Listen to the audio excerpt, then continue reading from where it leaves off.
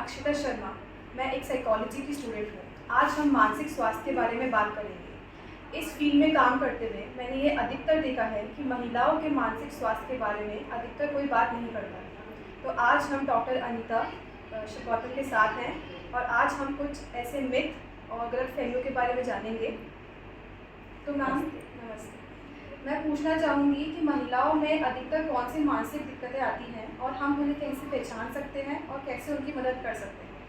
देखिए, आपने बिल्कुल सही कहा कि महिलाओं के बारे में अभी भी हमारे समाज में उनकी मानसिक बीमारियों के बारे में बात नहीं करी जाती है। ये एक स्टिग्मा है हमारे समाज के अंदर कि उसके बारे में बात करेंगे तो आगे उनकी शादी का क्या होगा या फिर किस तरीके से उनको एक समाज की मुख्य धारा में लाएंगे। और काफ़ी सारी भ्रांतियाँ हैं कि ये कभी ठीक नहीं हो सकती या फिर ये जन्मजात होती है या फिर ये जेनेटिक होती है, तो ऐसे परिवार में शादी नहीं करनी चाहिए। तो बहुत सारी मानसिक ये भ्रांतियाँ, ये इस तरीके के मिथ हमारे समाज में फैले हुए।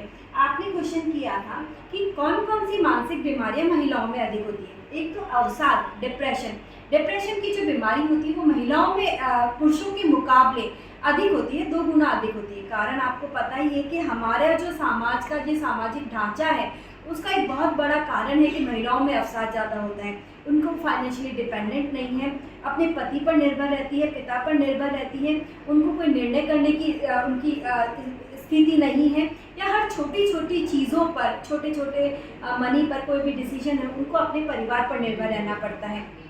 ये सब जो चीज़ें हैं कहीं ना कहीं उसके जो आत्मविश्वास है उसको कम करती है, जिसकी वजह से उनके अंदर लेटर ऑन ये अवसाद या इस तरीके की शिकायतें हमको दिखाई देती है। दूसरा, एक वर्किंग वुमेन की अगर हम बात करें तो उसके अंदर भी ऐसा होता है कि उनको बाहर तो काम कर रहे हैं पर अपने घर की जिम्मेदारी भी उनको ऐसा कहा जाता है कि आप काम तो कर रहे हो पर संभालना है, हम आपको इजाज़त दे रहे भी है पर हम आपको परमिशन दे रहे हैं कि तुम काम कर लो, पर फिर भी घर पे बच्चे आपको ही संभालना है। तो ये दोहरी जो जिम्मेदारी है वो भी कहीं ना कहीं महिलाओं के मानसिक स्वास्थ्य पर बहुत नेगेटिव असर डालती है, जिसकी वजह से अवसाद या डिप्रेशन उनके अंदर ज़्यादा दिखाई देता है। तीसरा, महिलाओं के अंदर जो हर मासिक महीने के अंदर मासिक धर्म आता है उसकी वजह से हर महीने उनके हार्मोन्स के अंदर चेंजेस आता है, एस्ट्रोजन डिप होता है, प्रोजेस्टेरोन के अंदर चेंजेस आ जाते हैं, जिसकी वजह से अवसाद की जो लक्षण है वो महिलाओं में देखे जाते हैं। और लास्टली, अगर हम रजोवृत्ति या मेनोपॉज की बात करें, जिसके अंदर लास्ट उनका माहवारी बंद हो जाती है 50 की उम्र के बाद, तो उसके अंदर भी एस्ट्रोजन जो हार्मोन है वो शरीर में नहीं निकलता है, जिसकी वजह से डिप्रेशन, अवसाद ऐसे आदि लक्षण उनके अंदर ज़्यादा दिखाई देते हैं। मेरा नेक्स्ट क्वेश्चन आपसे ये है कि मैंने बहुत जगह देखा है कि कई महिलाएं बोलती हैं कि उनमें देवी देवता आते हैं, माता आती है। तो ऐसा क्या सच में होता है या फिर इसके पीछे भी कोई कारण होता है?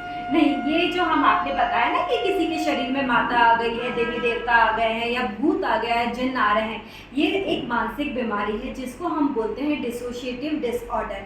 होता क्या है कि है ना, व्यक्ति खुद मानसिक रूप से इतना परेशान होता है या फिर नेगेटिव थॉट होती है या फिर अवसाद में होता है, तो वो किसी और पर्सनैलिटी को अपने अंदर आत्मसात कर लेता है या उसको महसूस करता है। और यही एक है कि जब ये इतनी ज़्यादा नेगेटिविटी उसके मन में इस रिएक्शन रूप में बाहर आती है, वो अपने आप को ये देवी देवता समझता है।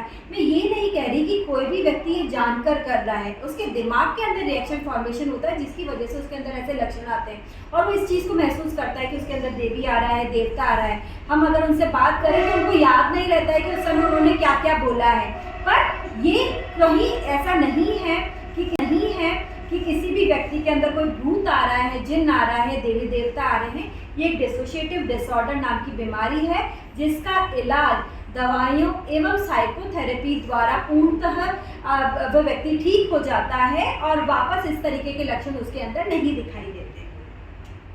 और मेरा आखिरी क्वेश्चन ये है कि जब बच्चा होने के बाद, डिलीवरी होने के बाद कई बार महिला एक ऐसे मानसिक दिक्कतों में आ जाती है कि उनको वो खुद भी समझ नहीं पाती है और उनके आसपास लोग भी समझ नहीं पाते हैं। तो मैं उसके बारे में थोड़ा और पूछना चाहूँगी। बिल्कुल आपने सही कहा है कि अभी भी कई बार हमारे समाज में ऐसा नहीं कि बच्चा होने के बाद इसको 45 दिन तक कमरे के अंदर बंद रखो, हवा भी नहीं लगनी चाहिए, पंखा भी मत चलाओ, खाने के अंदर भी काफ़ी रिस्ट्रिक्टेड होता है कि ये आज के अगर हम बात करें तो आज के परिवेश के अंदर ये सारी चीज़ें इतना हम इसको ढंग से देखें तो जब पुराने बात करते जब ये सारे नियम बनाए थे उस समय इन्फेक्शन के चांसेस होने बहुत ज़्यादा थे, पर अगर हम हाइजीन का ख्याल रखते तो ये सब चीज़ें अब इन्फेक्शन होने के चांसेस नहीं रहते। पर हाँ, ये जो मानसिक बीमारियों की आप बात कर रहे हैं, पोस्ट डिलीवरी क्या होता है कि महिलाओं के अंदर हार्मोन चेंजेस आते हैं। जाहिर सी बात है, डिलीवरी हुई है, बच्चा हुआ है, उसके शरीर में काफ़ी मानसिक चेंजेस आते हैं, हार्मोनल चेंजेस आते हैं, शारीरिक बदलाव होते हैं, जिसकी वजह से क्या होता है कि काफ़ी मानसिक परेशानियाँ उसको हो सकती हैं। जैसे अगर हम बात करें पोस्टपार्टम ब्लूज़, हाँ, पोस्टपार्टम ब्लूज़ करीब 80 से 85% महिलाओं को पोस्ट डिलीवरी बाद ही महसूस होता है, जिसके अंदर दुखी रहना, मन नहीं करना, रोना आना, ये सब लक्षण दिखाई देते हैं जो आमतः 1 या 2 वीक के अंदर अपने आप ही चले जाते हैं। इसके लिए कोई मदद की या दवाइयों की ज़रूरत नहीं होती, बस एक परिवार का सपोर्ट बहुत ज़्यादा ज़रूरी है। दूसरा होता है पोस्टपार्टम डिप्रेशन या अवसाद। ये हमारे 5 से 10-8% महिलाओं के अंदर होता है, जिसके अंदर रोना, काम में मन नहीं लगना, अपने बच्चे को जो इसको उठा के अपने गले लगाओ ऐसी इच्छा ना करना, दुखी रहना, कंटिन्यूसली रोना, ये सारी चीज़ें उनके अंदर लक्षण दिखाई देते हैं। कई बार तो आत्मघाती विचार भी आते हैं कि मैं इस बच्चे को नहीं संभाल सकती, मैं अपने घर परिवार को नहीं संभाल सकती, मैं कुछ भी नहीं कर सकती, इस तरीके की सेल्फ गिल्ट भी उनके अंदर आने लग जाती है। तो ये अगर ऐसी स्थिति है तो उसको डॉक्टर के पास ले जाना चाहिए और उचित सलाह से, दवाइयों से, साइकोथेरेपी से वो व्यक्ति बिल्कुल ठीक हो सकता है। और अगर हम बात करें पोस्टपार्टम साइकोसिस, जिसके अंदर हम आमतौर पर नहीं कहते कि शॉर्ट में इसके हवा लग गई है या डिलीवरी के बाद इसको कोई आत्मा ने जकड़ लिया है या फिर ऊटपटांग बातें करने लगी। एक्चुअली ये 1% महिलाओं के अंदर होता है लगभग, जिसके अंदर ऊटपटांग बातें करना, गुस्सा करना, चीखना चिल्लाना, अपने बच्चे को अपना नहीं मानना।